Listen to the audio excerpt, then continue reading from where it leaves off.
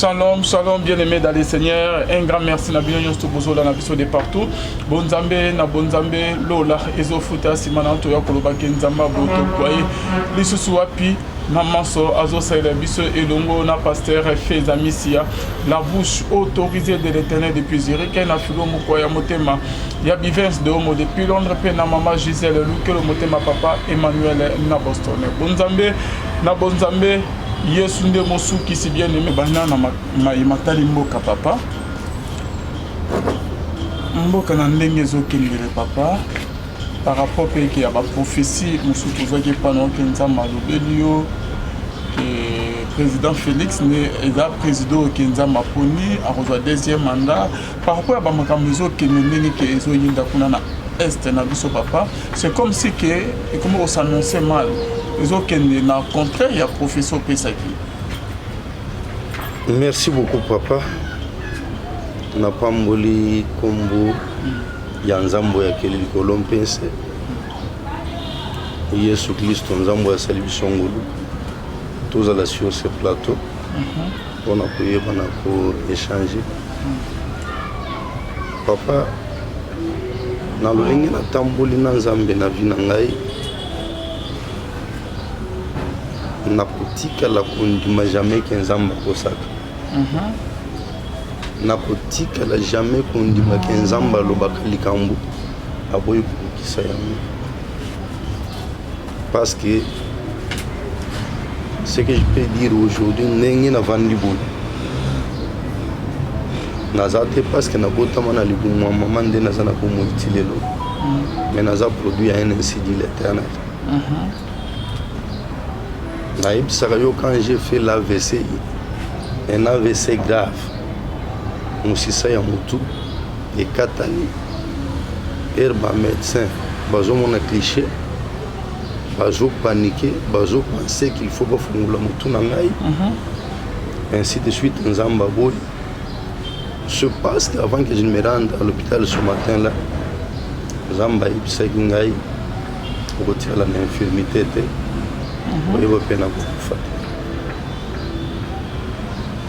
Et je suis allé à l'hôpital. Nazo tambola ngamo na l'hôpital nazo tambola. Mais tant que bazo mon gravité, ya makilo ezalaki na mutu. Pas paniquer. Mais quand Dieu a dit quelque chose, écoutez la vraie, naza na infirmité. Naza vivant malgré ma petite douleur oyo ezali encore kati na zoto na ngai na tambola ka longue distance et j'ai fait tout ce que je faisais auparavant sans problème.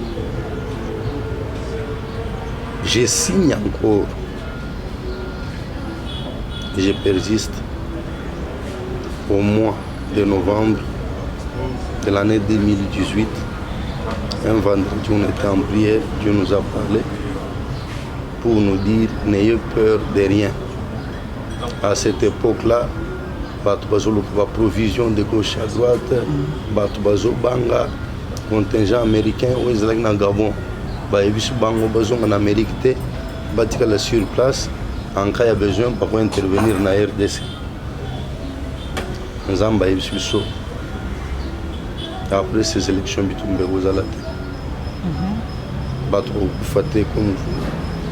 vous imaginez, parce que tant Nangaï na Congo Eko, et Nzamba Ibsuso ce vendredi-là, Moutou a posé la présidente de la République parmi tous ces candidats, et ça, Félix Tshisekedi. J'avais eu tout mon courage ce vendredi-là. Pour un culte, il y a publié un audio de la chair, le dimanche aussi. Et quand cela s'est réalisé, plusieurs personnes ont cru encore que Nzambe a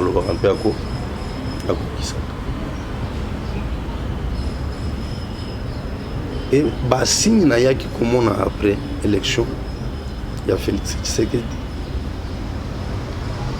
Les signes naturels comme on a été président Oyonso après c'est qui Il y a pour réunir le peuple au stade. Il y a pour dédier beaucoup na maboko nzambe. Pour inviter Yesu Kristo aya kuvanda na ngwende ya bokonzi ya mboka oyo akoma roi ya RDC. Et c'était encore des signes qui confirmaient oyo nzamba lobaki ke tant na ngai ekoki. Et je me suis choisi une personne et c'est une personne. Yango wana nyonso ezosalema lelo. Ce n'est que normal. Normal pourquoi? Quand Dieu prend la décision de Misaban na Israël kati na Égypte, qu'est-ce qui s'est passé? Les dieux de l'Égypte ont compris cela. Balobi non, bon accentuer le misala na bango. Soki moto abande kobeta 100 briques par jour, abande kobeta 1000 briques. Et beau fouetter bango sérieusement. Baboma bango c'est pendant cette période-là, où Bobomaki va juste faire belé en Égypte. Parce que Banzambe, Égypte, mon est en bango la libération. Mais ils n'ont pas empêché leur libération. Au contraire, ce sont eux. Oui, Misaki Or, Nabilo pour vivre dans le désert.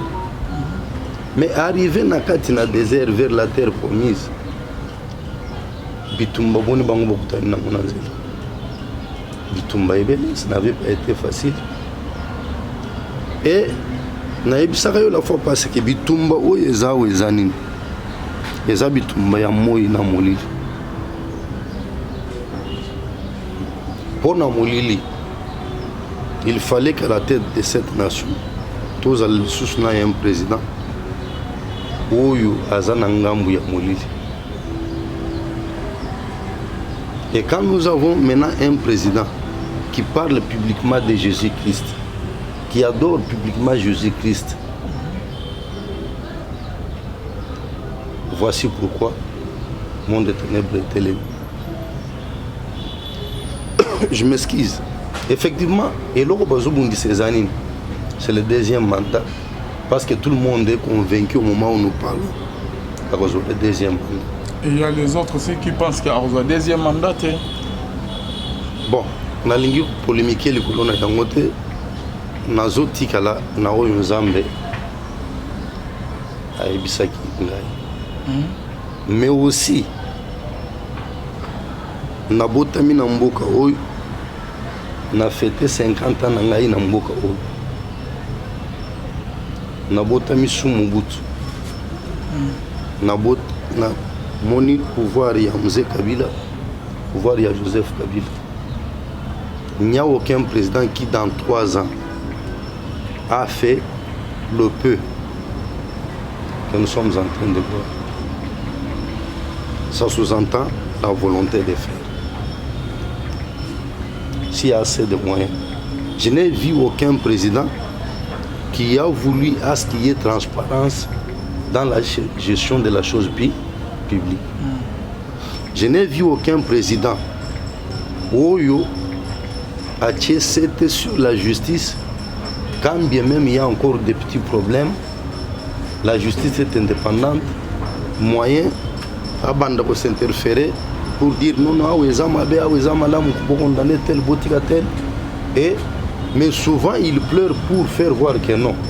Ngai na kosa ba magistrat na ba magistrat oyo na kutaki wana ba juge plutôt nde ba pesinga ba rapport na bango par rapport ya marche ya moko na moko. Ce sont ceux-là que j'ai appelé na sololi na bango par rapport ya vision na zanango. Ce sont eux que j'ai élevé comme procureur ainsi de suite. Mais nazo souffrir lelo parce que on libère les gens. Mais mbongo oyo batwana ba yibaki la justice ne fait rien pour na exiger bango ezonga ni pour na kuyeba na kokanga biloko na bango na valeur ya mbongo. Mais c'est toujours la même justice OK et quand qui ba misusu bazala qui condamné papa c'est toujours la même justice OK qui l'avait bango quand il y a Massaro quand il y a Victor Kamere quand il y a ba Diamal bango nyon surtout bazali banda na prison papa. papa, ça nous fait trop mal. Pour les Akabaoyo, Tangi Wanata, Bazaï Bélé. Mais Baloba, il n'y a pas de mauvais disciples, il n'y a que les mauvais maîtres. Non, non. Tout le monde va être président, Fatih, va être magistrat. Nalobaka une chose, constitution tozala ki nango, et c'est là qui sur mesure. N'a pas texte moussous tozana. Dernièrement, le ministre de la Justice va poser une question dans une mission de défabilité sur RTNC.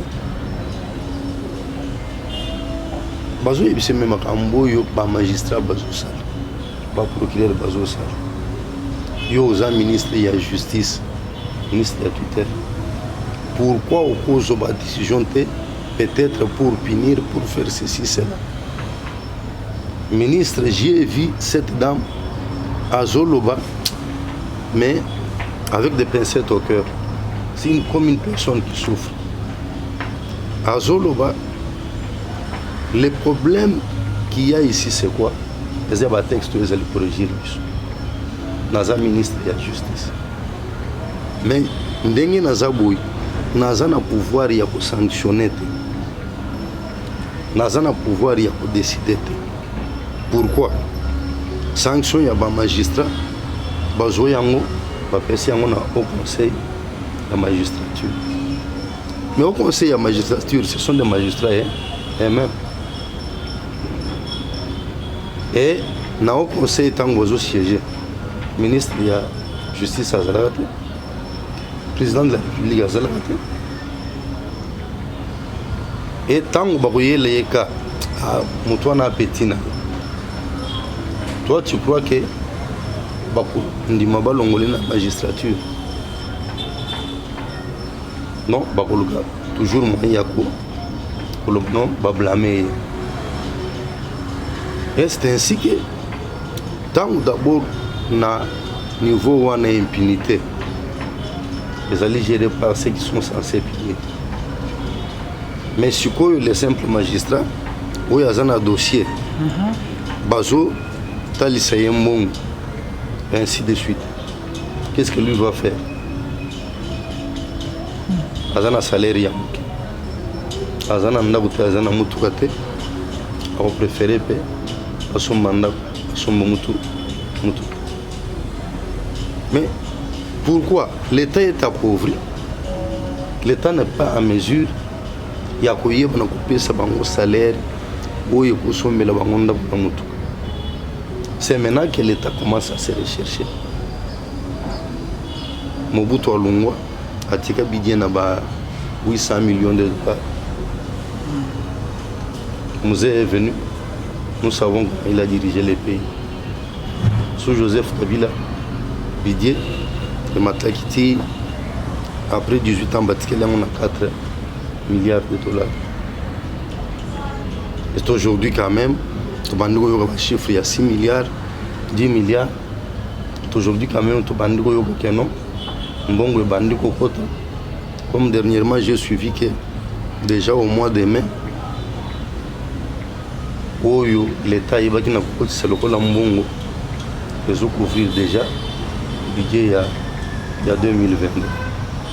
C'est pour dire que ce que l'État produit encore plus d'argent, dans le deuxième semestre de l'année, prochainement peut-être que non. Le budget peut-être comme il y a 12 milliards par exemple. 13 milliards par exemple. Et c'est ça la volonté de tout Congolais. Parce que Nabamboka nous se développer, c'est à partir de leur budget. Au côté que les Nabamboka, où il y a budget par exemple, il y a 80 milliards de dollars. C'est-à-dire quoi? Au travers, il y a des taxes, il y a des minéraux, ainsi de suite. L'État a un mbongo ebele, mbongo ezo qui n'a pas poche ya tout et mbongo nous permettre maintenant que l'État a tonga banzela, l'État a tonga ba aéroport, l'État a tonga ba voie ferroviaire, l'État a son ba bateau, a son ba avion, l'État a améliorer les conditions sociales. Il y a peuple congolais. musée ayaki na volonté wana. Vous vous souvenez les 400 tracteurs au musée à Sombaka. Mais quand on a envoyé ces tracteurs dans la province, et qu'on va tracteur privé là-bas, et batongo basalangonini pour la zalaki député, pour la zalaki gouverneur, à garder yango. Et qu'est-ce qui se passe? À comment on a eu faire louer et pas bateau sous. Et maintenant le cola bateau bazana moyen à louer yango te. Et tu as lié à yemo. Bamoussous balongoli ba moteur, tracteur, basali ba orbor na bango na mai, basali ba mini bateau na bango. Comme il faut ça la bango transport les autres.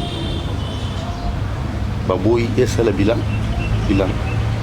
Et c'est aujourd'hui quand même que Tobandi Koyoka Kenon et Nani Kanyamaga c'est quand même dans mon jour on a produire 800 1000 tonnes de maïs par jour depuis le début du mois de mars parce qu'il y a milliers d'hectares de bilanga ya maïs et bazana katia pour récolter dans nos sollicité. Et ce qui aussi centre Moussous agro-pastoral où bazana katia sala na Congo dans les Kasaï, dans l'Équateur, ainsi de suite, et vendu normalement, c'est pour dire que dans 2 ans, les Bossois, dans une année, dans 3 ans, les Bossois, quand même, tout le monde que tout zongeli, ndenge tout zalaka compter en Afrique parmi les premiers producteurs, par exemple, de maïs. Et c'est pour dire que les ana mutute Oyo akoya na discours. Je pense que le discours de Kozalaka Yakenon et alobaki justice, Baltika ki bato, bayibaki bambong, ainsi de suite. Mais moi je reste dans ce que le Seigneur a dit. Je sais qu'il dit. Merci beaucoup, Papa Richard. Par rapport à la guerre, il y a Est, Papa, comment vous trouvez? Il y a ceci, Papa. Cette guerre est injuste. Injuste comment? Mais c'est une guerre qui nous est imposée. Par qui? Par les étrangers. Okay.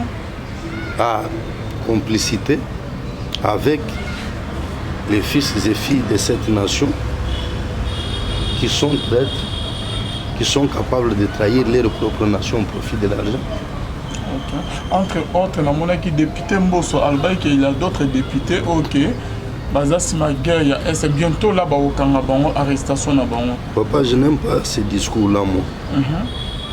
Tout ça pendant la guerre, vous avez une autre autorité à payer. Deuxième institution à payer. Quand vous avez des preuves, parce que autrefois c'était Bolongona groupe armé, Balungote. Et maintenant tu as des preuves. Cette fois-ci à lobby que bientôt là ils seront arrêtés. Bientôt. Je ne sais pas bientôt on a combien de mois pendant que Bitumbezo Salem. Parce qu'au moment où nous parlons, M23 a besoin menacé pour nous retenir RDCT. Bah côté des gens dans RD, dans RDC. Vous comprenez? Est-ce que jusqu'à ce niveau, nous devons continuer toujours à tenir le discours du genre d'ici là-bas qu'au Kangote? C'est comme si vous protégé, vous pouvez passer directement à l'action. Parce que quand toi tu dis d'ici là, je peux voyager dans quel poteau? Je peux voyager dans quel village natal dans côté Bitumbezo Salemoana na quel vendre et puis tous après moment il y a vacances parlementaires. C'est censé que il faut pas gagner dans la province là-bas. Et reprendre au moins le 15 septembre. Maintenant bientôt nayo les au mois de septembre et parlement une distraction. Bah, ça, c'est ce qu'ils doivent faire pour sauver la nation. Et les arrêter directement, c'est ça que Mais vous proposez? Si. Papa, yo, moni ba américain, va découvrir que non, et ça, moto yo, on a traité bisona Kambouane, ba moni yo boy, ba tiki yo gen, ba bisona to kanga yo bientôt. Hein? Mais quand même, il y a eu bah, arrestation, il y a quelques officiers, hein. Il y a armé, quand il y a fait ADC, il y a été complice, qui contacte info, soit que il y a en contact avec les rebelles, il y a 1-23, quelques généraux ou officiers, colonels, quand il y a fait ADC. Ça ne suffit pas. Vous comprenez? Ça ne suffit pas. Ça ne suffit pas. Quand même, vous avez au courant que quand il y a officier, sinon, ça ne suffit pas. Parce que même les gens vendent ceux qui ont preuve mais mais l'État il faut la plus n'a pas information n'a pas preuve que toi et moi. Et pourquoi lui traîne? Ils ont peur de quoi? Il faut agir vite. Mais ce que je sais c'est que Bitumbawana, les Japonais ont empêché l'élection l'année passée. Il y en a? Il y a année plutôt année prochaine. Élection et Salamaté? Et Salamaté. Et pourquoi? Dialogue ou comment? Il y a ceci. Mais vous expliquer le soir pas. Vous avez besoin d'un dialogue. Parce que vous avez besoin c'est que l'élection et Salamaté n'a pas besoin que celui qui est au pouvoir dégage. Vous comprenez? Que le pays soit dirigé par quelqu'un d'autre où il faut répondre à l'agenda caché. Il y a un multinational, il y a un pays étranger. Et ce que le président actuel Fatih Béton, il a aboli pour répondre à l'agenda caché. Donc, vous avez que bon, moi je sais, papa, c'est comme papa lui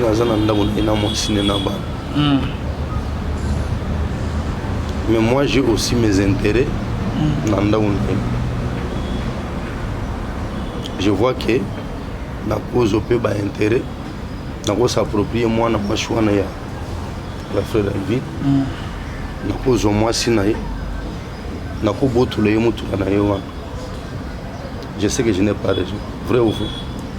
Mais maintenant quelqu'un d'autre me dit non, naïe va procéder pour éviter des problèmes, n'a négocié naïe pour éviter des problèmes et n'a tiré na naïe. Ndé la situation il y a Congo.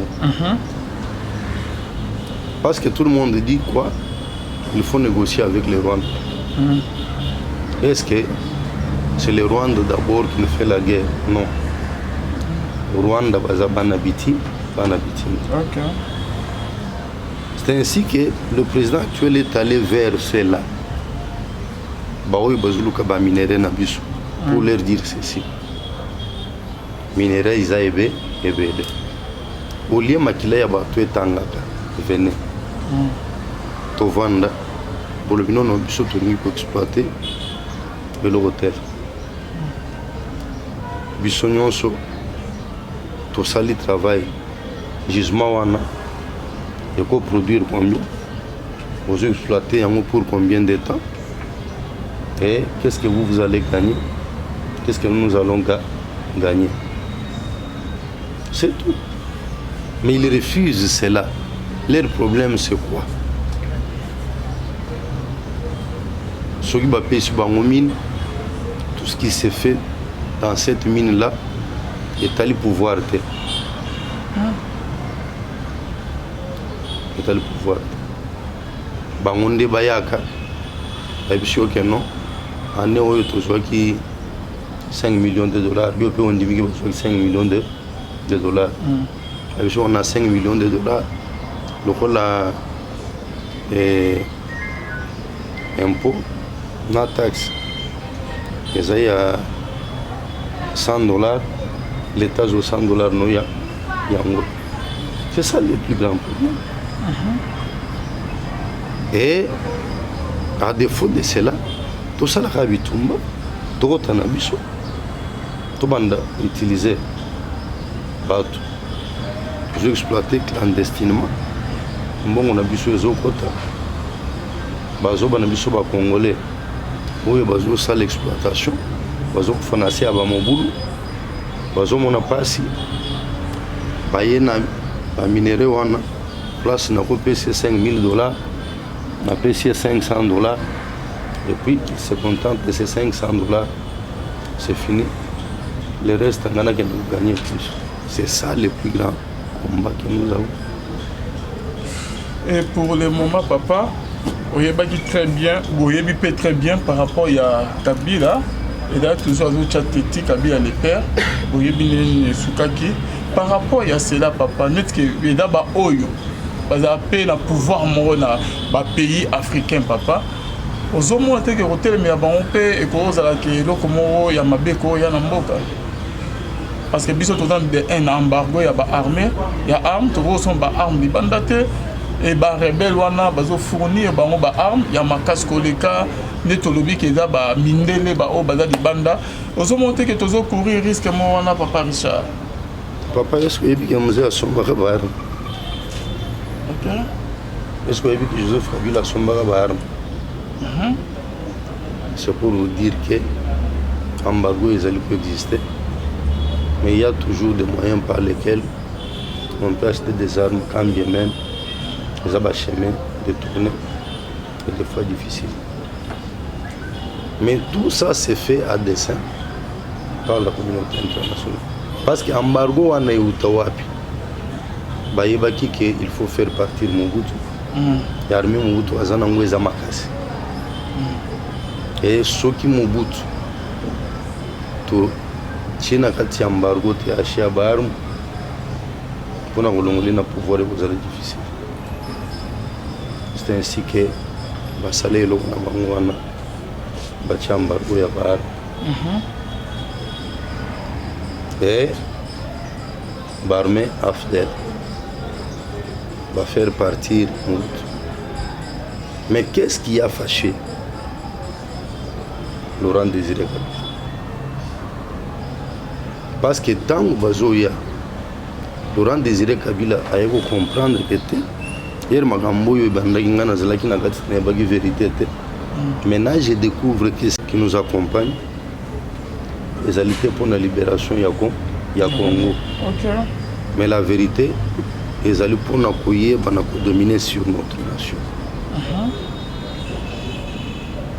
C'est ainsi que mon musée a surpris le monde entier à partir de Lubumbashi à se proclamer président de la République. Il avait surpris même les Américains. Parce que les plans étaient quoi? Bitumbezo Salem jusqu'à Kinshasa. Pour convoquer un forum politique où il y a réunir les politiciens congolais. C'est lors de ce forum-là que le Premier ministre, le ministre, mais on va vous imposer un président par la communauté internationale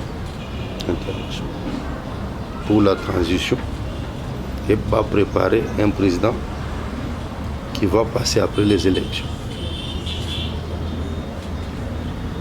C'est ainsi qu'on a commencé à imposer à Mzé pour lui dire ok, aux yeux pouvoir, oui, mais regarde, vous en avez misé sur telle chose. Et quand Mzé s'est entêté, on lui a dit ouvertement, ndenge bayebisaka Mobutu. Bayebisi bato na yebogendo yebisa ye atika pouvoir, sinon passer la mort. Mzé a dit, j'avais dit à ma mère, je serai un deuxième le monde. Na procédé na dictat, na bangote, j'accepte la mort. C'est ainsi que Mzé est mort. Et quand Mzé est parti, on a pris Joseph, on l'a mis là-bas. Et il a fait un travail pendant 18 ans, ils ont créé des sérieux problèmes aujourd'hui. En acceptant ce que Mouzé, son père, avait refusé. Si. Ok. Parce qu'aujourd'hui, que ce soit dans l'armée, que ce soit dans l'administration, que ce soit dans les entreprises, que ce soit dans la politique, nous avons des étrangers partout. Navanda qui joue Rwanda, Nazolanda Radio Moko, ya Rwanda. Bango Moko bazo tanga na radio wana. Nombre ya bande kona bango oyo bazali awa dans l'armée. Balobi ils sont dans presque toutes les provinces. Babandi kotanga bakomona bango na bagrade bazanango. Na ba fonction bazali na yango. Babandi kotanga dans le gouvernement actuel. Ministre tel, ministre tel, ministre tel. Bakina renseignement, babandi kotanga batuna bango. Une radio rwandaise, balungu wana, bakei dans des entreprises. Et babandi koloba avec joie et pour faire voir que nous contrôlons tout. Ce travail s'est réalisé pendant 18 ans de Joseph Kabila. Parce que Hermouza Bengani, les étrangers, ils étaient partis. J'étais parti. C'est sous Joseph qui a vendu aux hommes. Et c'est pour vous dire que la politique des Occidentaux, multinationale ennemie de cette nation, c'est vouloir toujours nous imposer à la tête de cette nation un président d'obéissance étrangère. Papa, c'est comme si que Liwa Kabila, père, et Liwa ordre de la communauté internationale et américain. Parce que Kabila télémira qui va Kabila père. Moi, on a eu un demi bani yango, c'est une proposition na bango, mais bah kolongula le souci père comment ko télémira bango ou comment? Non, avec lui ce qui a fâché c'est quoi?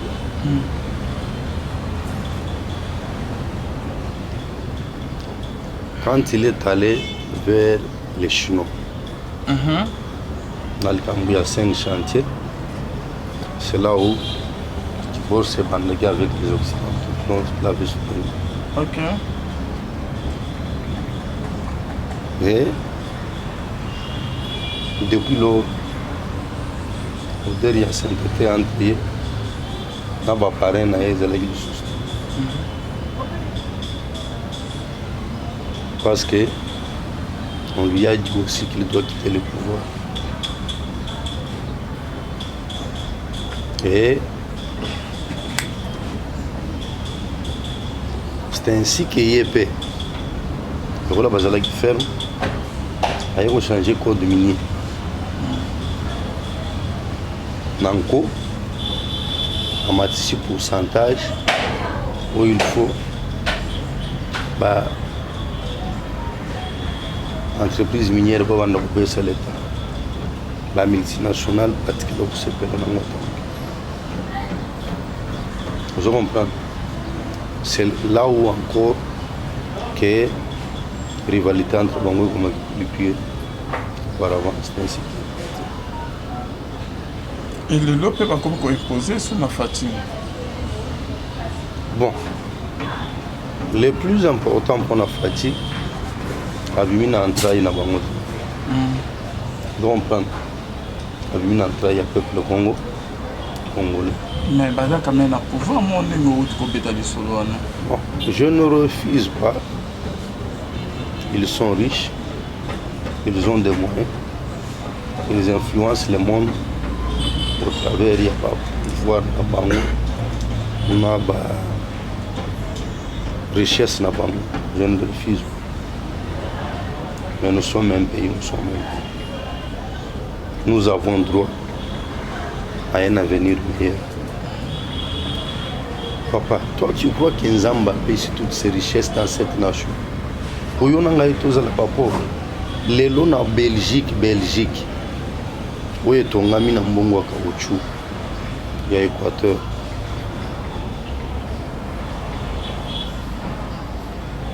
À la fin de chaque mois, il y a un mbongo social. Il y a un chômeur. Parce que la Belgique a quel minerai?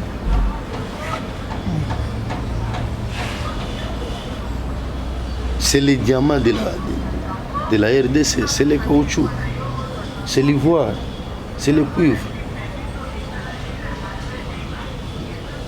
qu'ils ont stocké chez eux jusqu'à aujourd'hui, où ils ont ça là que Belgique est dans la condition de ans. Mais biso baton zambe to pamboli à pêche.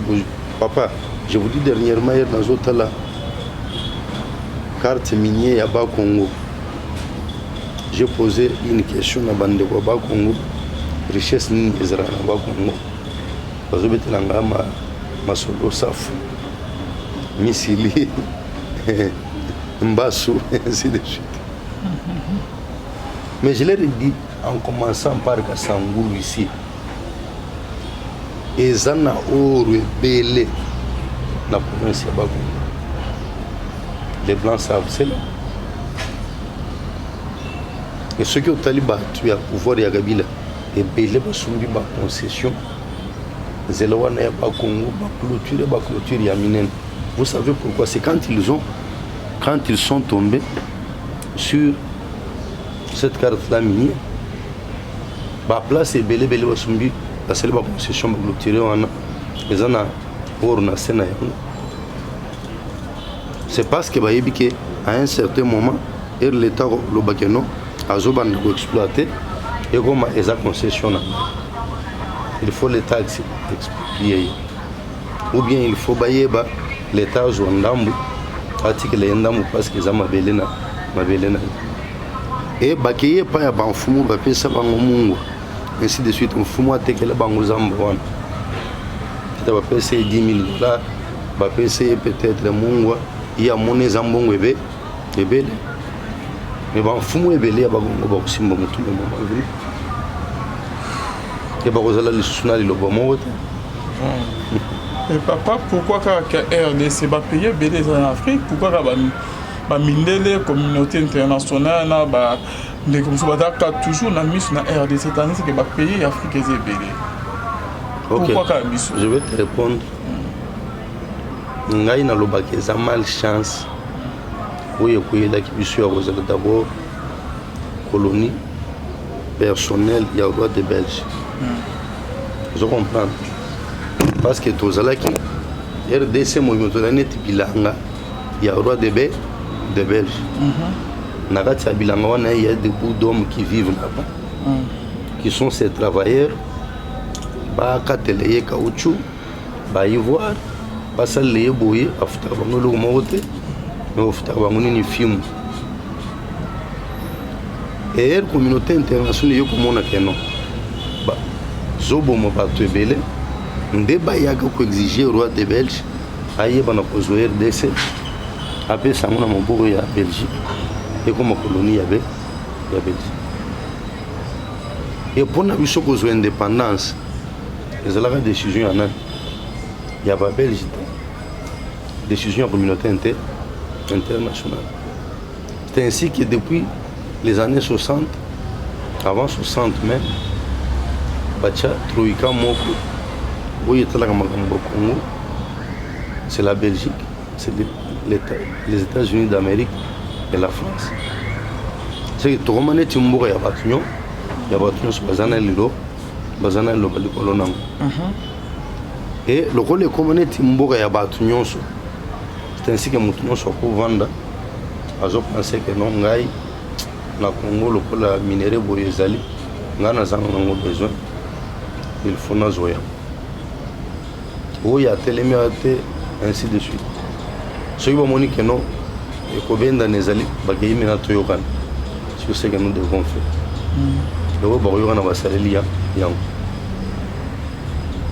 Mais des fois, les plus forts pèsent sur les autres. Mais ceux qui sont à la Camboka, qui colonisés par exemple par les Français eux-mêmes. Comment les Français dans Mali? France-Afrique. Mais même les Ouest ont compris que non. France, c'est pas juste une grande chose.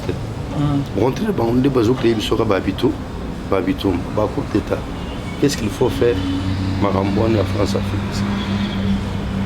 Mali qui est aujourd'hui vers la Russie. Bon. Tous ensemble, papa, nous croyons en Dieu. Est-ce que vous pouvez trouver sa bonté qui est dans ici? Chose impossible ou comment? Non, ce que moi je conseillerais peut-être à ceux qui nous dirigent. Parce que nous sommes trahis dans le OK, tous en bango. Dans le Bible, ce que moi je conseille, c'est à ceux qui nous dirigent. Nous sommes l'unique pays d'Afrique. Tous en combien de frontières?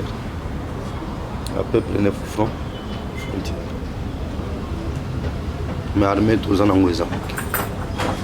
En termes de nombre, il y a je comprends.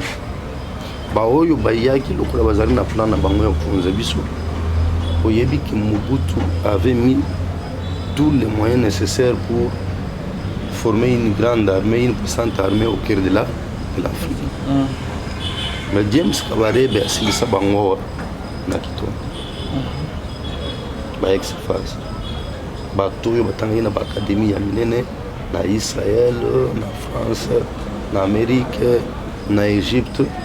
Et toutes ces personnes,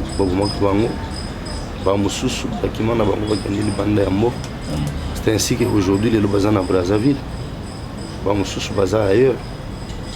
Et tout ce paquet n'a qu'à former pour une armée. Tout ça, une armée, papa. Par exemple, les Royaux, si nous parvenons à avoir une armée, où ils ont ça, na frontière na biso na bamoko wana nyonso. Par exemple, frontière na Rwanda, na Uganda, na Burundi, na Zambie, na Angola, frontière na Congo Brazzaville, na Centrafrique, na Soudan, na ba frontière wana. Vous avez peut-être na une armée de plus ou moins 15 000 hommes à chaque frontière. Bien formé, bien armé. Est-ce qu'il y a un pays qui pourra nous attaquer? Merci papa Richard Kazadi. Je vous en prie. C'est la fin de notre émission. Deuxième émission. Donc pour le bien comme autre prière pour la dynastie des martyrs pour la fin il y a guerre il y a STP Sijo Memeli Bisso. Donc bonne zamelo les autres. Papa, votre numéro rapidement. Non, notre numéro de téléphone est à 00 243 99 0748 090 et sur ces numéros vous pouvez nous contacter et ils allaient sur WhatsApp, ils allaient en ligne direct, vous pouvez nous avoir avec facilité. Merci beaucoup mon papa. Je vous en prie, papa. Merci na ma caméra. Les autres, on se retrouve à la prochaine.